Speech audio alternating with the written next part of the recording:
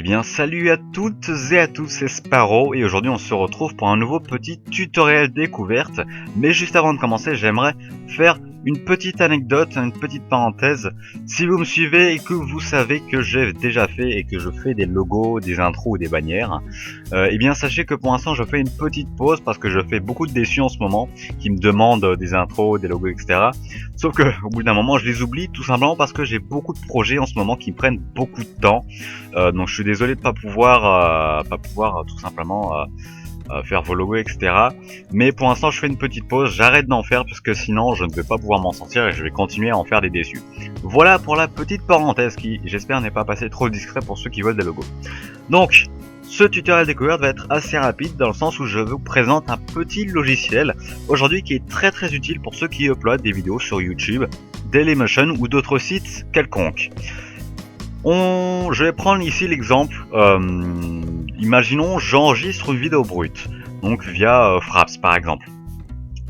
Je la mets au montage, la vidéo de base elle fait 10 Go. Je fais le montage par exemple sur Sony Vegas, je fais le rendu, et maintenant elle fait, après le rendu, elle fait 900 mégas. Ce qui est quand même, rappelons-le, pour ceux qui uploadent, un gros fichier. C'est limite 1 giga quoi, c'est assez gros. Et on sait tous que pour ceux qui n'ont pas la fibre, pour ceux qui n'ont pas une excellente connexion, qui ont une bonne connexion, mais quand même, c'est assez bancal, eh bien, ça peut prendre plus ou moins beaucoup de temps. Ça peut varier de 30 minutes à 9 heures. 9 heures, c'est un cas extrême, mais ça existe, je vous rassure. Rassurez, bon, je plains quand même les personnes qui sont dans ce cas, mais je vous présente ce petit logiciel pour vous sauver de ces petites situations qui peuvent être très embêtantes, parce que parfois on doit laisser notre PC allumé pour upload la vidéo, ou alors trouver une journée entière pour l'upload, ou le laisser toute la nuit, etc. C'est assez embêtant, rassurez-vous, j'ai déjà vécu ça il y a bien longtemps. Et donc ce logiciel va faire quoi? Il va tout simplement compresser énormément votre vidéo. Donc je le rappelle, je prends par exemple ici une vidéo de 900 mégas après rendu. Donc je vais la mettre dans FreeWebM Encoder, qui est ce logiciel ici. Et une fois que j'aurai cliqué sur ce bouton qui se nomme Convert to WebM, eh bien il va y avoir un long chargement, ça dépend de votre vidéo et de la taille surtout de la vidéo. Et imaginons, elle fait 900 mégas, et bien après l'avoir passé dans ce logiciel, elle fera 300 ou 200 mégas. Ce qui est une énorme, un énorme gain de temps pour ceux qui n'ont pas une excellente connexion, pour ceux qui n'ont pas la fibre en grosso modo. De 900 mégas on passe à 200 mégas sans perdre de qualité. C'est-à-dire, alors, imaginons, je prends l'exemple d'une vidéo à 1080p, donc la Full HD sur YouTube, sans compter la 60 fps, etc. Et bien je la passe dans ce logiciel, ça va compresser la vidéo, donc elle va devenir moins lourde, et elle ne va même pas perdre la qualité de la 1080, donc il y aura toujours la 1080p sur YouTube, et elle sera beaucoup plus légère. Voilà, donc grosso modo comment ça marche, je ne vais pas vous faire d'exemple pour l'instant. Vous avez ici votre petit logiciel qui est sous ce logo, attention de ne pas vous faire attraper tout simplement. Par contre à la première utilisation, je ne sais pas si c'est uniquement pour moi, mais à la première vidéo que j'ai voulu compresser ça n'a pas marché, donc j'ai dû passer par un autre logiciel qui est FreeWebM Video Converter, donc qui est à peu près pareil mais qui est légèrement moins efficace.